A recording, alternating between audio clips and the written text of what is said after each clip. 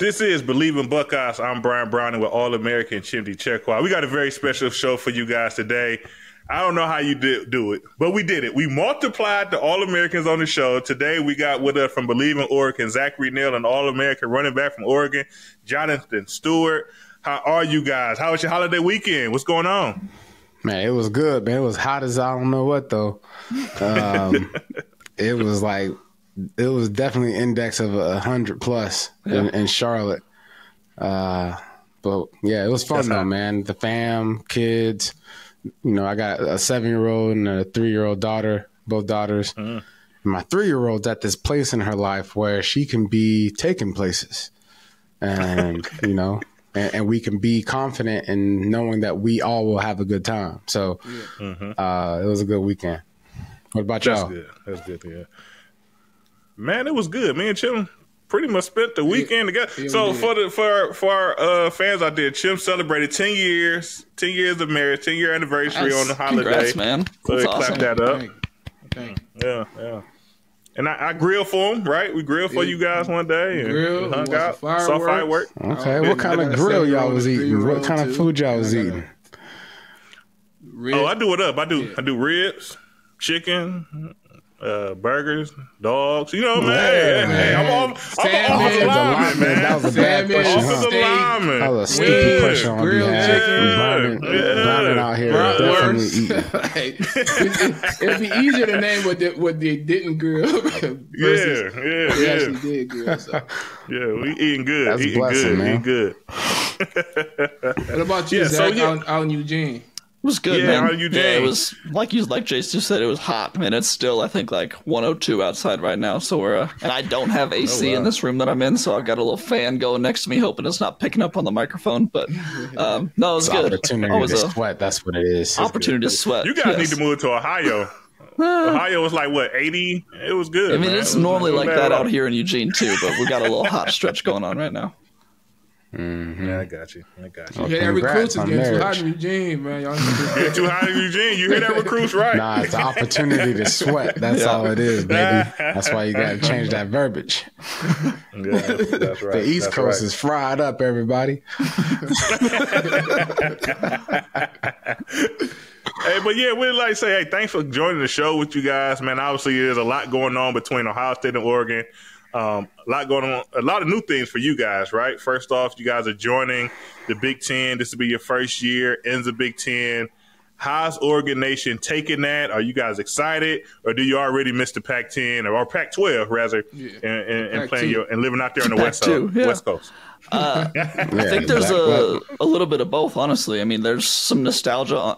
Absolutely, the Pac-12 is great, and there's so much history there that we're always going to miss. But Oregon, particularly, is super excited about the Big Ten because I think Oregon is one of the few teams that moved from the Pac-12 to the Big Ten that can really compete at a high level and actually has a chance to be, you know, near the top of the conference. So I think Oregon fans are very, very much looking forward to this next season. Yeah. So, you know, Oregon moved to the Big Ten, and USC's coming, Washington, etc. You mentioned their ability to compete.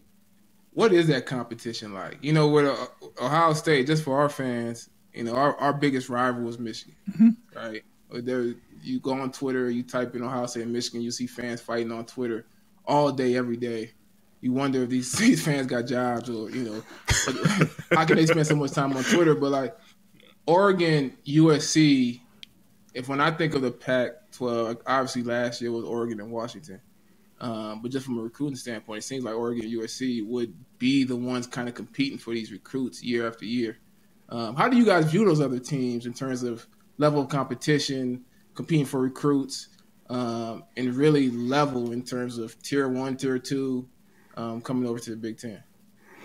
Yeah, I think that's a great question. I think times have been telling a story of a shift. You know, I think Oregon right now is obviously carrying a torch in many lanes. You just talk about, you know, the culture of recruiting. You just talk about the style of play. I just think we have tapped in to what football is currently way better than most consistently over the last several years. And obviously last year, USC having Caleb Williams, put them, back into a lot of discussions. But we also seen what that defense looked like, and it's looking real stank. So, and when I talk about Oregon, coming into their own, it comes on the defensive side of the ball. Like being able to finally play defense and be able to have heavy guys on that line of scrimmage, on that front, being able to compete at a high level has been our issue for a long time. And so I think currently our defensive, strengths, this year, there might be some hiccups with the transition of, new quarterbacking, and you definitely need to run that running game. Make sure you have that defense on lock, which we do. And I just think that we just got it like that right now. Yeah. You mentioned quarterback, and I wanted to kind of get into that. Obviously, you guys had two big-name transfers come into Oregon. You got Dillon Gabriel out of Oklahoma, and also you got Dante Moore out of UCLA. I mean, do you guys have any insight? Whose job is it? Is it definitely the older guy, or what's going on in that quarterback room there at Oregon? Yeah, it's Dillon Gabriel's job. I mean, they kind of brought in both knowing that, Dillon Gabriel's also dealt with some injuries in his career, so Dante Moore's kind of a really, really good insurance plan if they need him. But Dante came to Oregon knowing that it was going to be, he can compete for the starting job and try as hard as he can to get it, but I think it's Dillon Gabriel's job this year, and Dante Moore's getting the keys next year and for the next 2 years beyond that. So I don't think there's really any question. We'll see the competition. I'm sure you'll see some stories about, there's a QB competition in Eugene. We'll see what Dante Moore does. I don't think you should read into that at all because, Dillon Gabriel's, I think, third best odds to win the Heisman this year. He's not going to lose that job in my opinion. So the presence of Dante Moore is just really smart, I think, because we've seen the past 2 years what can happen if Bo Nix gets hurt. I mean, that first year that he was here, he got hurt, and we lost 2 games because of it. So now that you've got one of the best backups in the nation, I think you feel really comfortable, even if you're starting quarterback who has had injury problems in the past. You feel really comfortable even if he goes down. So, what about y'all's quarterback situation? Will Howard the guy? We like to keep it spicy in Buckeye Nation, man. But Coach Day won't name a guy. I'll be frank. He won't name a guy. He wants the competition and play out. We got Devin Brown, this is going into his third year in college. He started a bowl game, got hurt early, so we didn't see him much. And then obviously got Will Howard, right? And I think he's been playing college football for 5, 6 seasons now, right? He's a vet. And we know what he brings to the table. We watched his games, right? We've seen his good games. We've seen him have some bad games. So Coach Day, he likes to kind of take it. Last year he took it into the season. We don't know what he's going to do this year, but what's your thoughts on that, Joe? Yeah, he hasn't named the guy. It's going to be Will Howard. I give Devin Brown a puncher's chance. And really that chance is if Will Howard just doesn't perform up to a certain standard. And with Ohio State, it's a high standard because you'll get slandered by not just, the coaching staff, the scrutiny from the coaching staff, but all the fans and everybody's a quarterback expert at Ohio State. So it's going to be like as soon as he makes any mistake, everybody's going to want the next guy in. But, it's going to be Will Howard's job. I think they brought in Will Howard for a reason. They want to do a little bit more quarterback run. He's able to do that. They brought in Chip Kelly for a reason. We're going to run the ball. You know what I'm saying? Like, we expect that we're going to run the ball and have a veteran guy, to make good decisions with the ball. We're not expecting Will Howard to be Justin Fields or C.J. Stroud, but hopefully be able to manage that offense in a way that keeps the ball moving. Ohio State, we have a lot of talent. And I think, I'm in the Ohio State silo, right? I watch practices. I watch film and all these games. But in terms of talent, I think Ohio State has, if I compare them across the nation, they got to be top 3 in terms of just talent.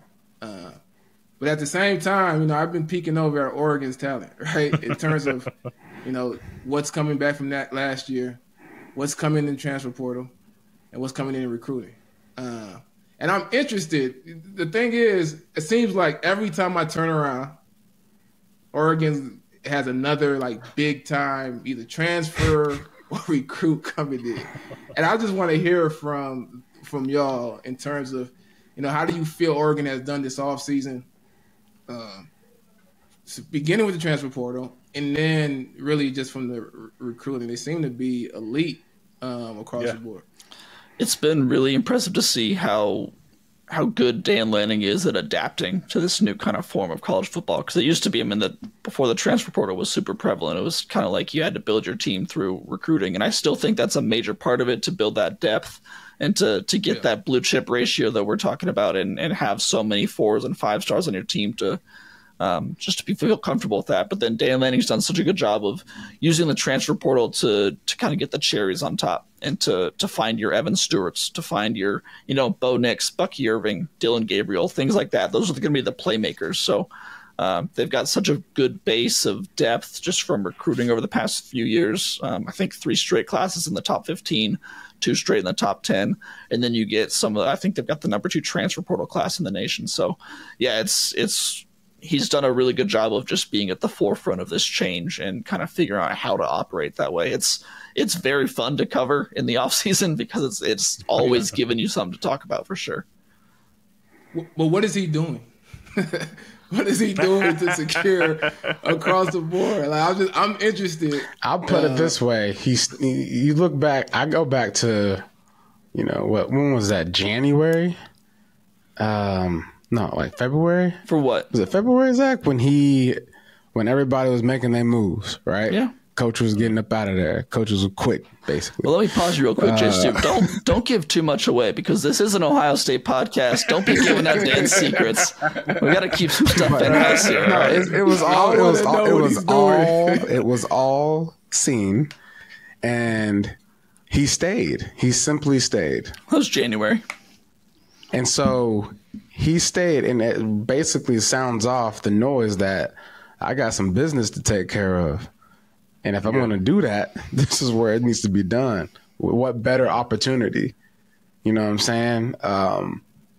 You're already going to be talked about through the lens of the Big Ten, the newbies coming to the Big Ten. And you just coming off of a solid year. You know what I'm saying? And that was your second year playing or coaching. So you got to be excited about what's ahead. You go somewhere else, you're not going to have that type of opportunity, right? And so if I'm a player, I'm trying to follow that energy.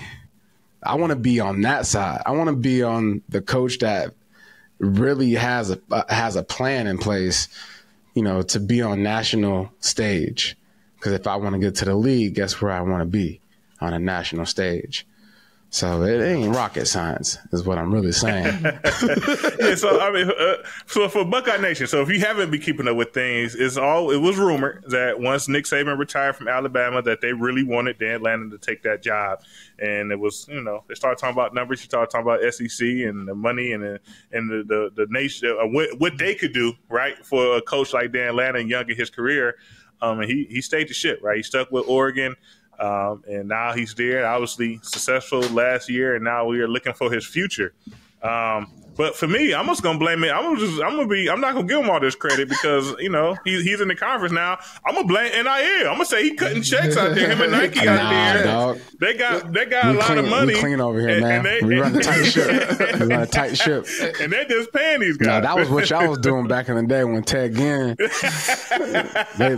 Ain't no way y'all got all them players throughout y'all whole lifetime. I know, Brian, what you was staying in when you was playing in college? You was in a little penthouse? Oh, no. They had you set up, didn't you? No, man, I was in a 95 Ford Taurus. It's a legendary car. 95 Ford Taurus. 95 the Ford green Taurus. machine, money green on the scene. Oh, my gosh. Yeah. I was not, though. I was his roommate. I was not in the... You was in a Benz? You was in a Benz.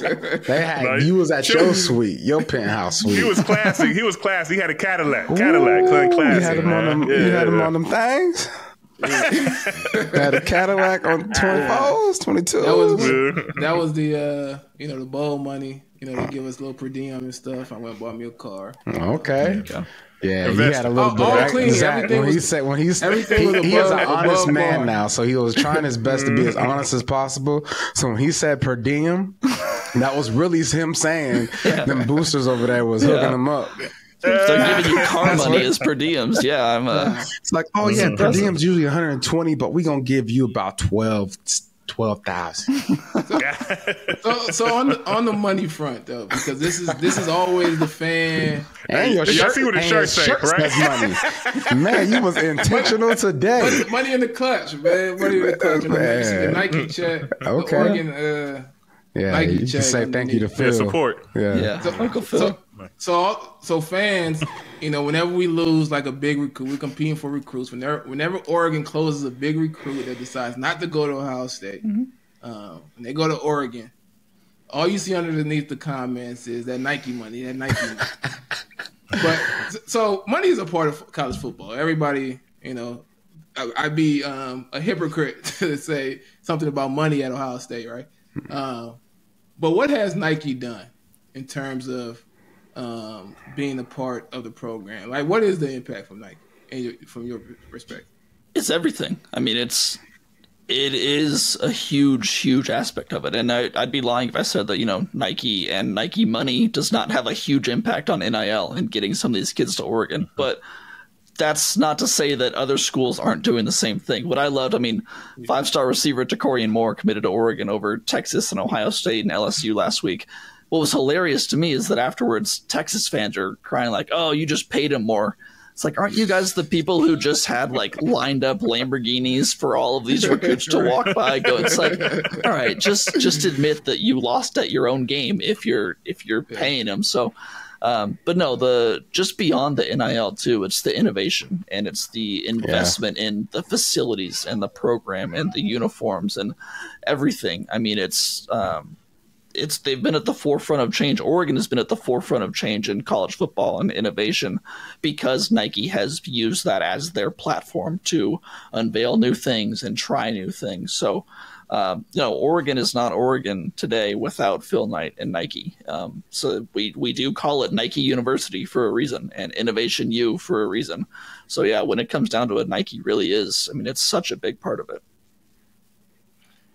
And one of those recruits that y'all closed on, Dorian Brew, cornerback,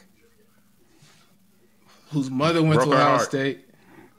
Yeah. Track Hall of Famer, right?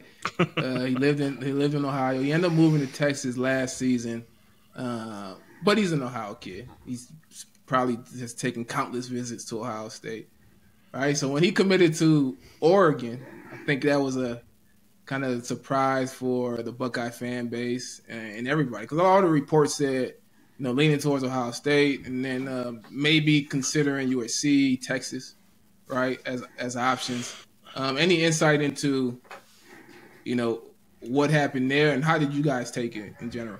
Yeah, how do y'all guys still Ohio kid, man? Let's just get right to it. That one completely shocked me. I was not ready for that. What I love is this story's come out, I think from Steve Wiltfong since, that said Dan Lanning didn't even know he was committing. Our defensive coordinator, Tosh Lapoy, and our DB's coach, Rashad, I forget which other coach it was, but there was 2 coaches that knew that Dorian was going to commit. And Dan was, I think, on a trip that weekend. He was at a wedding down in Alabama, and they let him know. They're like, hey, just check out what's going on right now. And they surprised him with the news that they got this 5-star cornerback. So that's how surprising it was for everyone. I remember seeing my phone. It's like, wait, what? Dorian Brew committed. So I have no idea how they pulled that one off, but credit to them. That was impressive. It was the jersey release. It was the jersey release. They released the new uniforms just days before, and it was the basketball court release.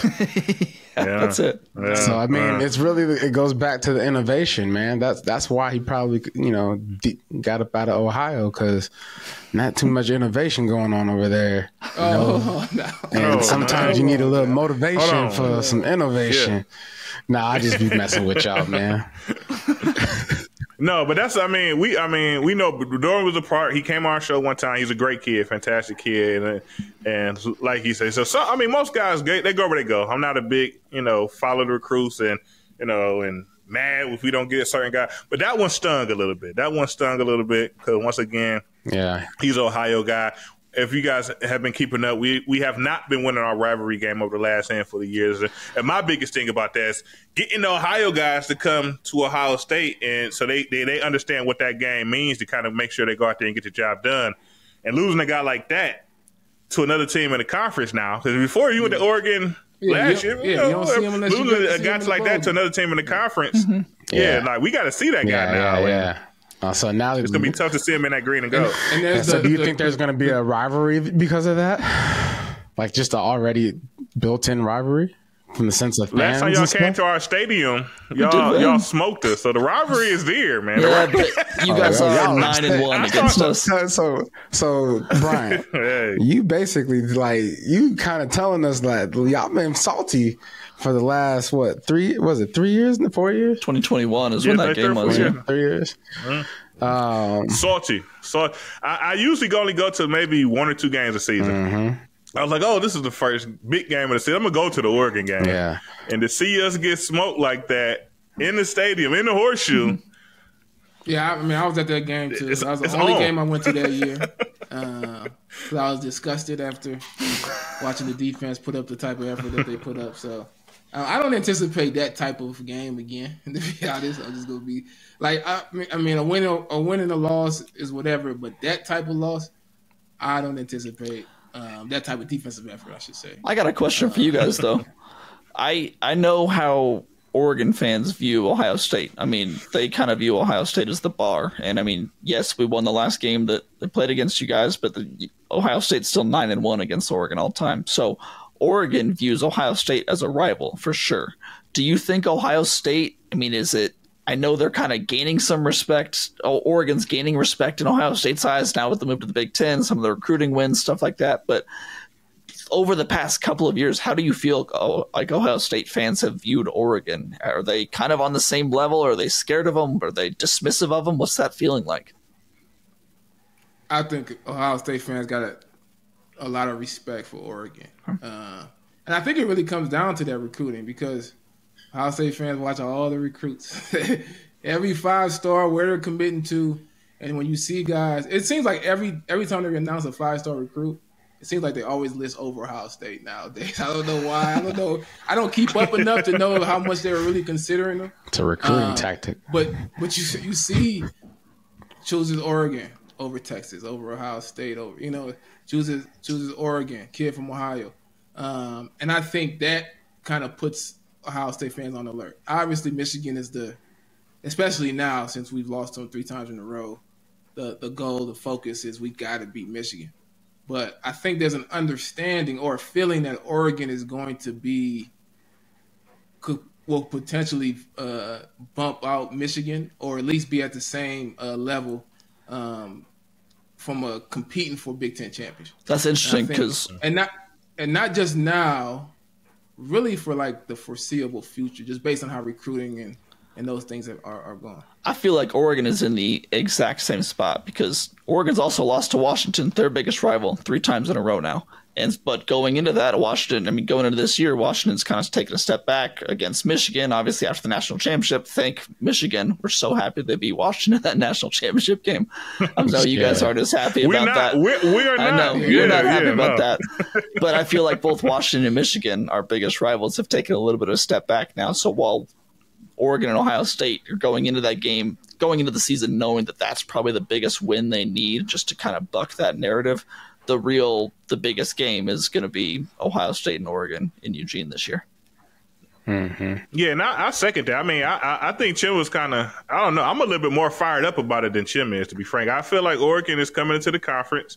And now us Ohio State, obviously, we lost to Michigan the last handful of years, right? But this is our conference, right? Historically, this is Ohio State's conference. Like we win the games, we win the big games. If anyone's going to the big dance, it's going to be Ohio State. Oregon is coming in. To me, they jump in. They're right behind us, right? They're not some far off team or, some team that we should just kind of go out and compete and we should win. But if we don't win, something out of the ordinary must have took place. I don't see that when it comes to Oregon, just due to just recent years and the success that you guys have been having. Like you say, the transfer portal, the recruiting, watching you guys on the field, right? I mean, essentially, you're a couple players away from being in the national championship game. So I know historically we got the record. We played against the Oregon team at Ohio State in the Rose Bowl. We happened to win that game. It was a huge game for us, but we did not take that game lightly at all, playing against Oregon. That's back when Chip Kelly was running the offense, running the team, right? The head coach, and all the offense you guys could perform there. Obviously, we play you guys in the national championship game. We do get a victory there after we beat Alabama. So that kind of was like, it was a huge game, but that was Coach Urban Meyer's only national championship at Ohio State. So it was another huge win. So I see you guys are kind of right there with us. Mm-hmm. And now that we're here, we're going out to Eugene to play you guys first. Like, so now that it's kicking off, we got to head out there, travel to your guys' stadium to play you all. And to me, it should be circled, on the calendars right now that, if we want to continue the narrative that this is our conference, we have to take care of business in Eugene and try to, give you guys a run for your money and go out there and try to get that win back now that we owe you guys one in the stadium. Yeah. And Jay, so I think you mentioned it about the defense. The thing about Dan Lanning, to me, that feels a little bit different than Chip Kelly, because even when we played in that Rose Bowl, all the respect, we had a lot of concerns, but it was a lot of it was the offense and, the run game in the different ways. But this Oregon team or era now feels just a little bit different because of that defense and a little bit tougher, right? Right. So I think that's where. Yeah, and that's what Dan Lanning brings to all this, right? Like, you take a defensive genius in the eyes of college when he was, down there in Georgia. And he's basically taken the same philosophy and just took it up north finally. And it's like been the missing piece, the missing element to Oregon football as a whole. You know what I'm saying? And so, you're exactly right. You know what it's like, Jim. Like, what it's like, Brian. Defenses really make or break your team when it comes to playing other good teams. Straight up. When you're playing another dog, offense, you got to score points. That's what's going to win you some games. But to limit another good team from scoring is something that has to happen. Going back to the this year in recruiting, like this year alone could really set the precedent for like a lot of the schools here, because it's a moment in time where a huge shift could potentially happen for Ohio State, for Michigan, to see Oregon come in and potentially, take the keys, or, what I'm saying? Or like at least challenge the keys, right? And for fans to see this happen, if Oregon comes out on top, if they come out swinging and like people are like, wow, this is amazing, we might come up short, whatever it is, like the Big Ten would just basically take over football in the sense of like people knocking on doors and wanting to play there. And how playoffs are set up, you know what I'm saying, as far as how many teams can get in from a conference, that's, a lot of people have an opportunity to come out of this thing a winner. If you're a legacy, fan for some of these colleges, Iowa, teams that we don't really know about because we ain't been watching Big Ten football.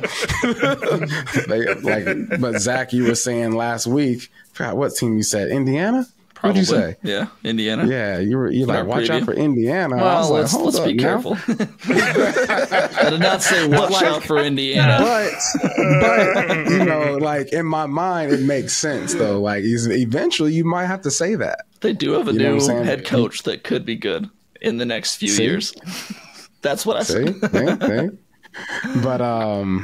But yeah, so it's just an awesome time to be a fan of, you know, Big Ten now. Oregon fans should be super excited. And Ohio State, man, it's actually like when I think of football, I think about schools like y'all. Mm-hmm. You know, just from me growing up, right? Like Eddie George, you know, just guys that were so dominant for so long in such a short period of time, but like through the consistency in college like that, it was always Ohio State, Michigan, like, you know, those Big Ten schools, Nebraska. I'm thinking about Ron Dang.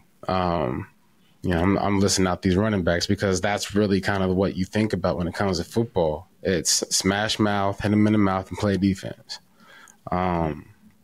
So exciting times. Yeah. So, you know, you mentioned the Big Ten SEC, and I think Saban leaving Alabama really kind of took a notch out of the SEC belt. You know, they got the board from Washington. I think he's done a good job of salvaging what they had and, you know, getting some recruits, et cetera. But it just seems like the Saban leaving Alabama led to Ohio State getting a bunch of talent.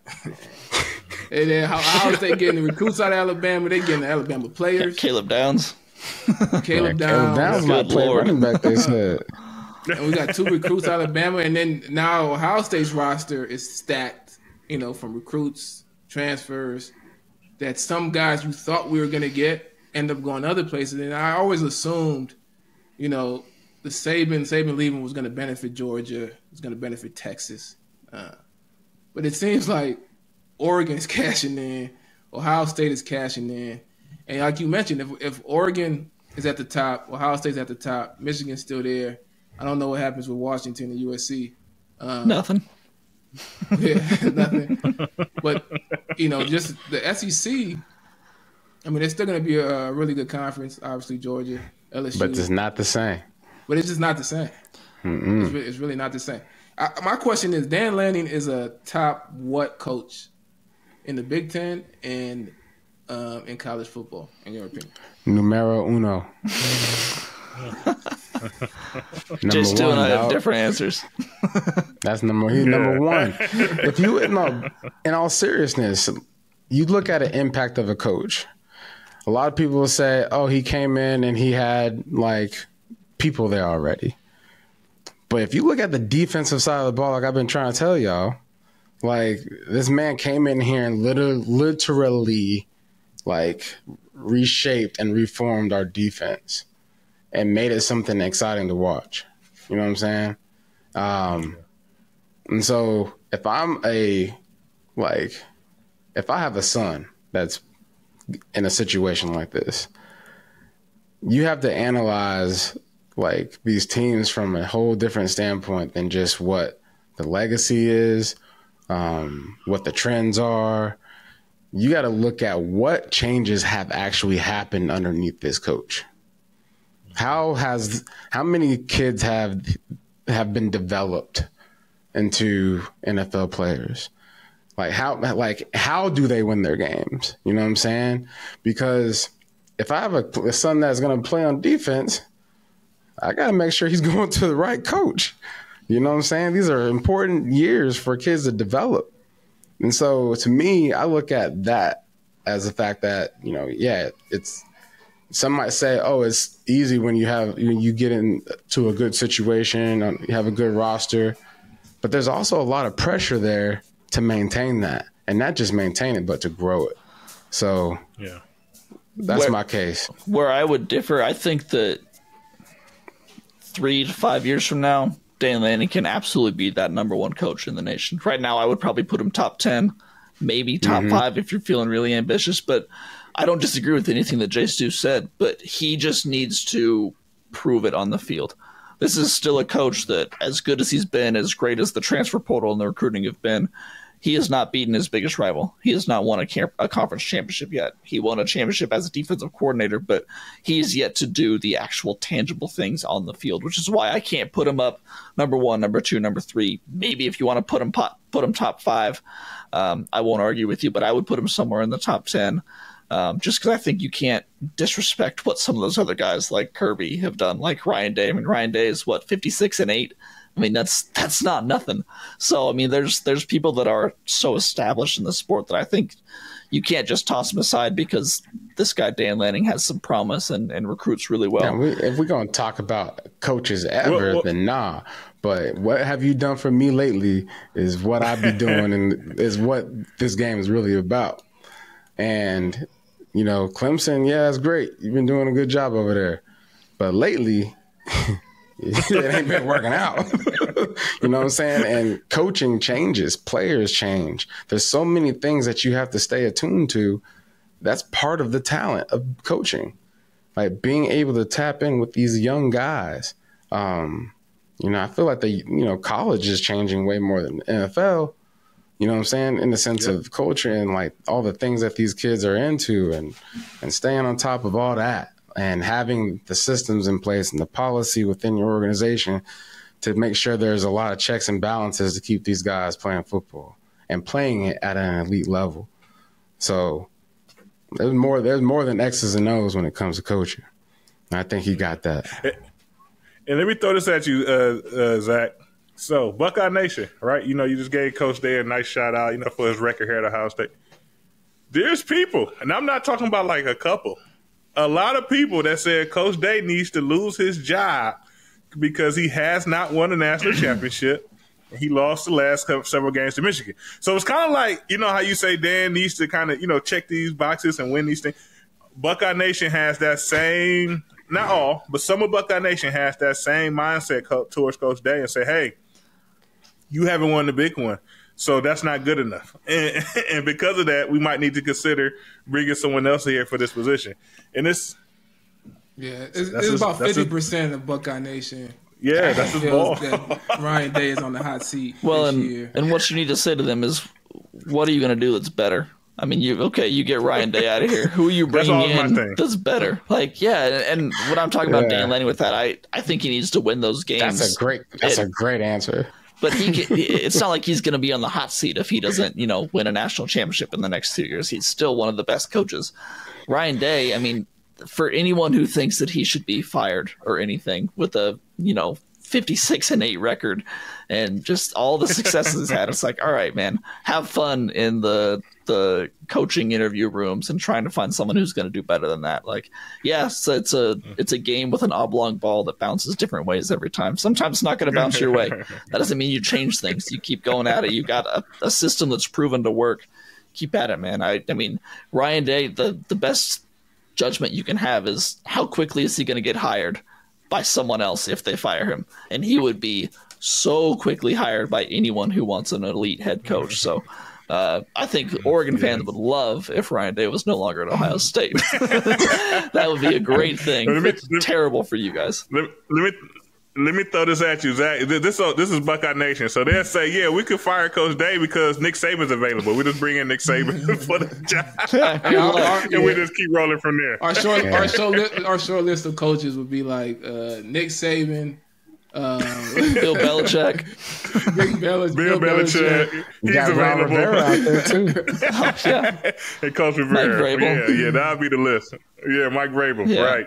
Man. But speaking of coaches, though, obviously, Stu, you had a chance to play with our now offensive coordinator, Chip Kelly, at Oregon. And before the show, we was kind of get into it a little bit. But on the show, let's put it out there how you could say he came in, I believe, as your offensive coordinator for a season. How did he change the trajectory of your career, him stepping into that role and really getting into running that ball at Oregon? Yeah, man. Decisiveness. That's like the one word I will say about Chip Kelly is his decisiveness in everything, which alludes to his confidence, which alludes to why is he confident, his preparation. When you talk about his preparation, why this much preparation? Because he cares. You know what I'm saying? Like, and he knows he's good at something when he cares. And like, as anyone else, right? You find a passion. Oh, I'm gonna stick to it. Boom. This man lives and breathes offense. Lives and breathes. Like I just remember my freshman, or not my freshman, going into my junior year, standing in, as I was talking to you guys earlier, we're standing in, training table line, and it was really my first interaction with Chip Kelly. And he just comes up to me, my real first time talking to him, and he says, "There's no reason why you should have less than 1,600 yards this year." And I'm like, "Oh, all right, let's get to it then, brother." Yeah. And then he like looked at me. He just said, "And you do with that what you want, right?" And so I just remember throughout that year, just feeling confident, man, because I look back to that moment, and that moment probably changed my life like forever. Coming off of a season with Gary Croton as our offensive coordinator before he went to LSU, I Bleav. He had so many ideas and great coach, like he did the things that he did in LSU. And it was almost like we were so close while he was there to making certain things happen. But, I think back and I just think about our locker room and how guys just needed to play fast. Like, if you figure out how to play fast, like, you will beat anybody in this league. You'll beat anybody in college. Like whatever you do and you just are decisive, like, you leave another person in the dust.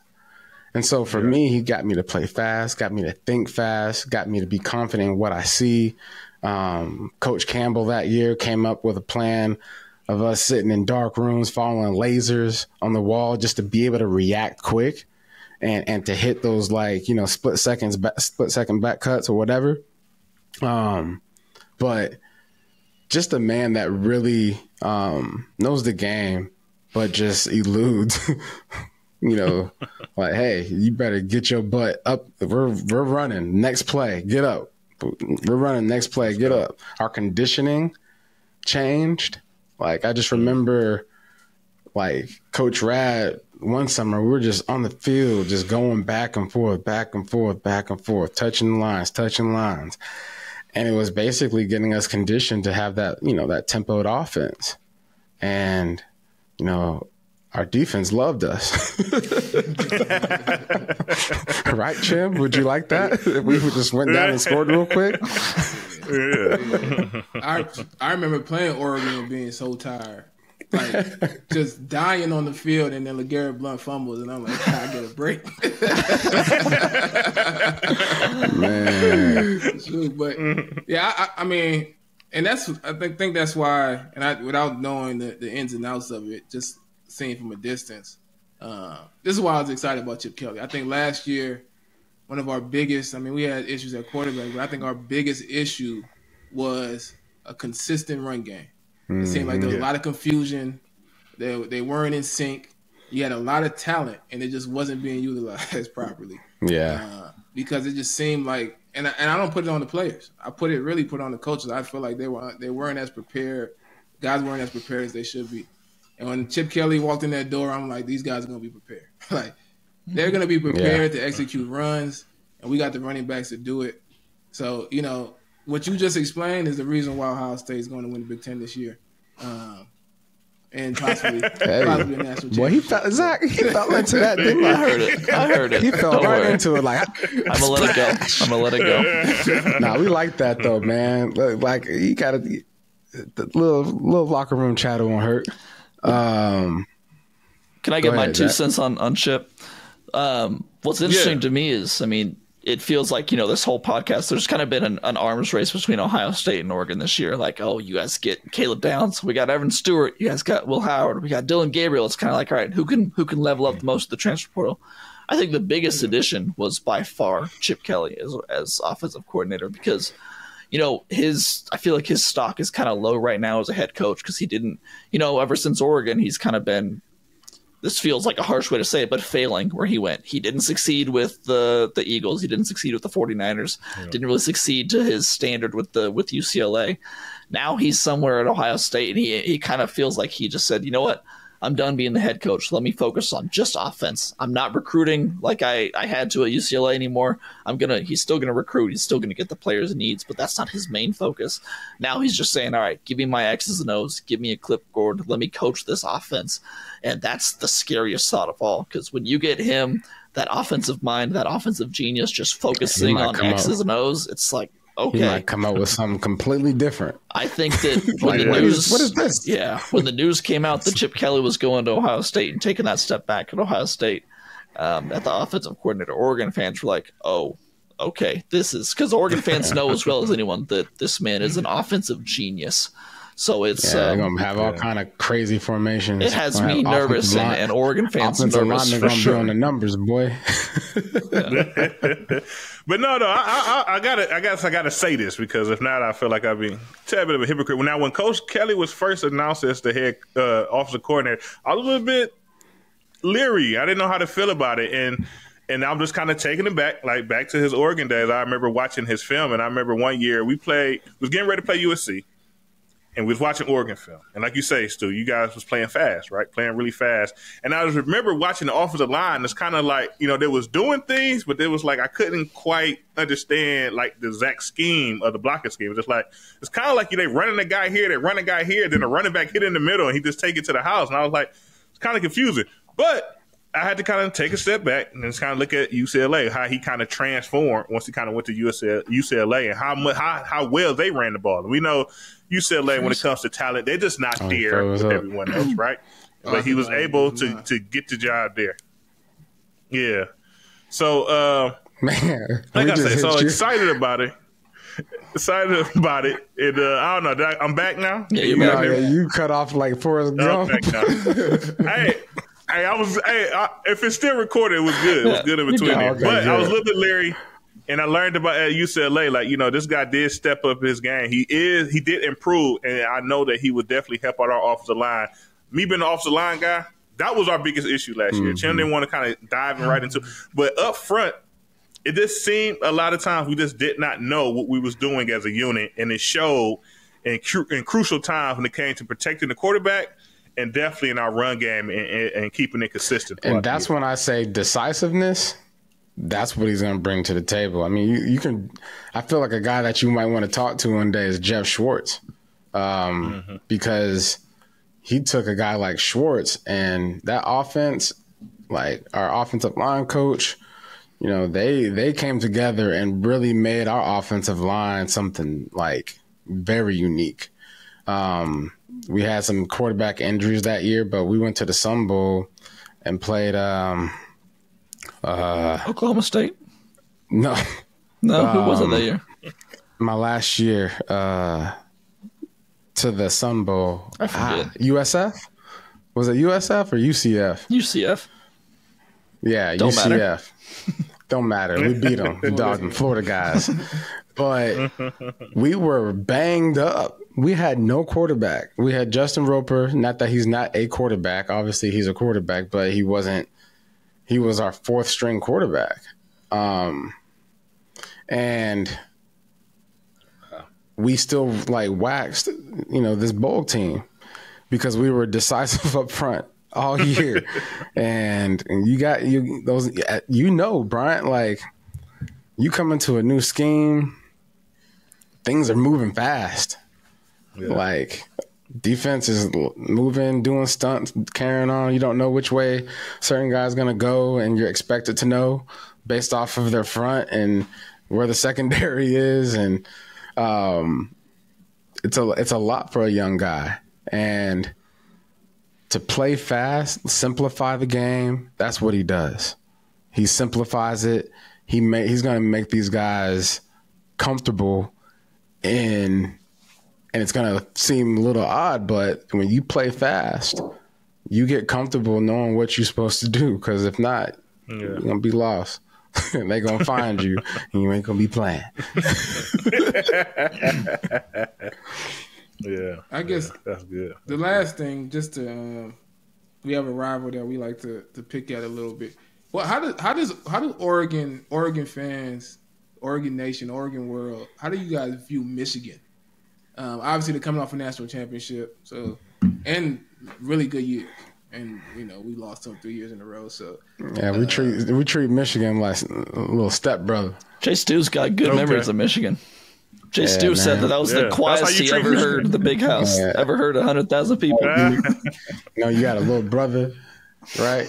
We try you all the time. You get in trouble every time you hit him back. But when you get him in a closed room, he's like, all right, you keep hitting me. Right. Pop. Right? That's what we did to Michigan. Little brother, little stepbrother. Nah, but, it's a shame because they've been riding. They've been riding the wave. I think that wave's coming to a stop. Yeah. And like I said, this year, the whole transition, they might get lost in the sauce, in my opinion. Because I don't want to knock UW out of it, because we don't really know what they are going to be.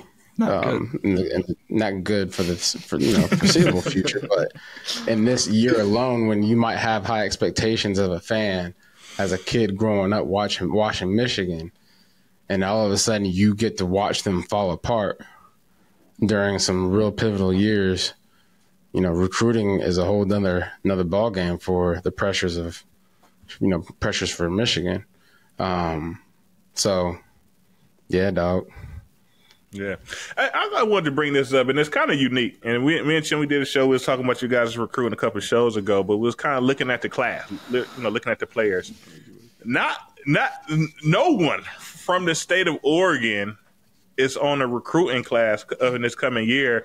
And it's just interesting, right? I mean, you start thinking about Ohio State, and, we talk about guys in Ohio coming to Ohio State. You start talking about usually the big college schools. They have a lot of recruits in the area that they can kind of work off and build in their team. It's sort of unique that Oregon is not a state where, high school football is really, I guess, really to that level where the main school in the state are recruiting guys from there.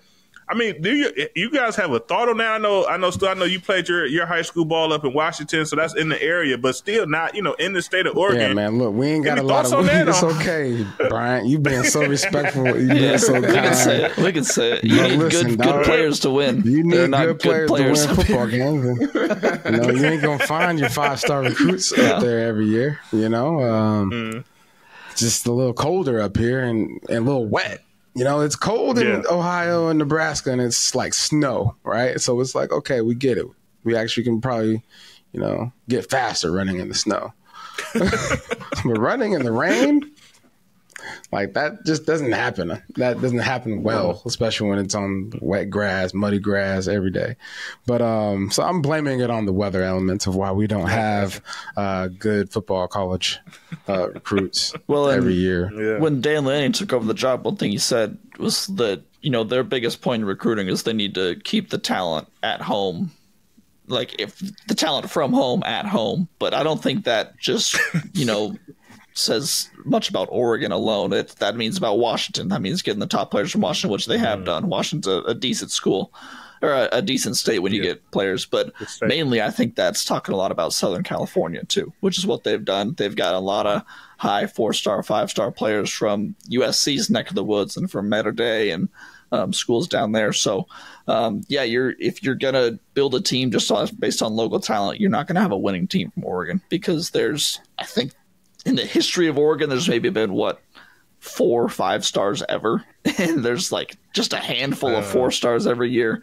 And if Oregon's going to be Oregon and recruit like they are, they're not going to have room for these players from Oregon. So that's what it is. I mean, if you're recruiting locally, you're going to go to mostly Washington and some California kids, but Oregon's they don't have the level of high school football that's what's out there in the rest of the nation. I think Dante Rosario was a 4-star recruit, if I'm not mistaken. Yeah. Might have been. Yeah, tight end back in the day. Back in the day. So y'all stealing kids from Ohio and Texas. Yeah, that's what we're trying to do. Florida, California. We got some Baltimore kids recently. I think I had some 80% of my football teams were from California. Yeah. At least. Gotcha. USC has to be pissed. I got a USC is pissed for sure. I got a question for you guys. How about UCLA though? UCLA probably really pissed. Well, who cares? They haven't put enough effort into caring about football. Now I got a question before we get out of here, if you don't mind. We were talking last week. We were doing a preview. We're doing our preview episodes of just all the teams in the Big Ten. We were talking about Ohio State, and I asked Jay Stu. I said, "What do you think the bar is for how poorly can this season go to where fans think it's still a success? What is that bar for you guys? Is it making the playoff? Is it making the Final Four? Is it winning a championship?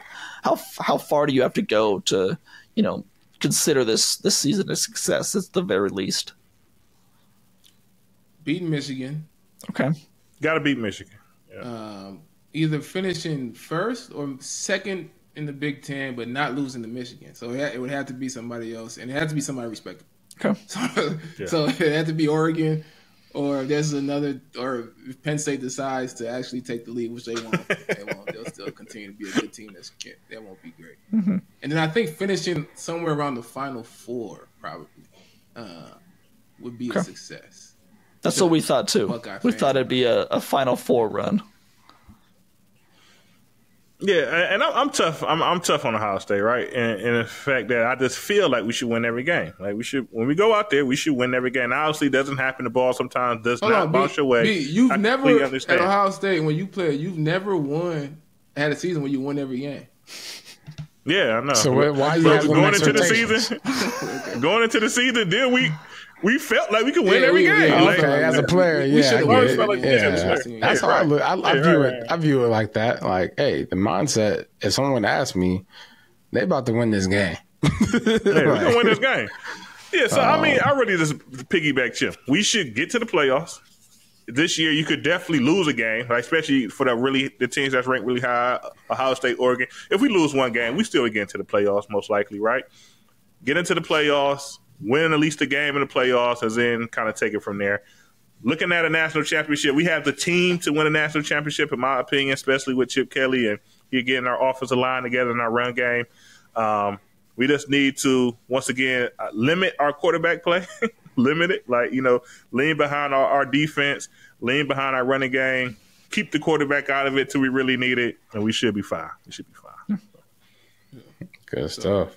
How about you guys? Is it national championship or bust? Yeah. And Eugene? No, I think the absolute baseline, like you said, I mean, you have to beat Washington this year. You cannot lose, especially this Washington team. But that's kind of a separate point. I think it almost feels like a given at this point. Like, Oregon fans aren't really even thinking about it just because where Washington is. But baseline is absolutely the playoff. And I think you need to at least win one game in the playoff. I won't say Final Four, but depending on their seeding, it could be that. But absolute baseline, if they don't make the playoff this year, it's not a successful season. Just because on paper, this is the most talented team we've maybe ever had at Oregon. So the bar is definitely set high. But, there's so many variables going into the Big Ten. Travel, right. new opponents, going into Wisconsin in late November, stuff like that. So, but I think regardless, the playoff is the bar. Yeah. And it's football, injuries, right? Yeah. You never know. Yeah, I basically have the same. Playoffs, got to win one. Got to get up out of there with one on this stage, on this opportunity. Basically introducing yourself to a whole new world for some people. So they should be able to do it. Yeah. That's for sure. Well, thanks for joining the show. Once again, this is Bleav in Buckeyes, joining up with Bleav in Oregon here with Zachary Neal and Jonathan Stewart. Had a fantastic conversation, man. This was definitely our funnest interview. I would say that's for sure, Chim, right? Hey man, don't talk bad about our former guests. No, I'm not, man. But hey, we talking about setting the bar, and the bar has been set pretty high here, man. I don't want him to watch the show and think I'm not going back on there again. That was the most insightful show. Okay. The most insightful show. You hear that, Urban? Urban, you gotta be more insightful, dog. All right, we'll work on it next time. You're right, though. Yeah, so but we'll catch you guys obviously later on in the season. We thank you guys for joining. We always got to end our show. You don't got to participate. I don't expect you to participate, but we end our shows with an OH. Yo. Can we and the go Can Bucks. we leave the Zoom early? Yeah. I love it. Appreciate you guys, and we'll catch you guys soon. Thanks, guys. Appreciate it.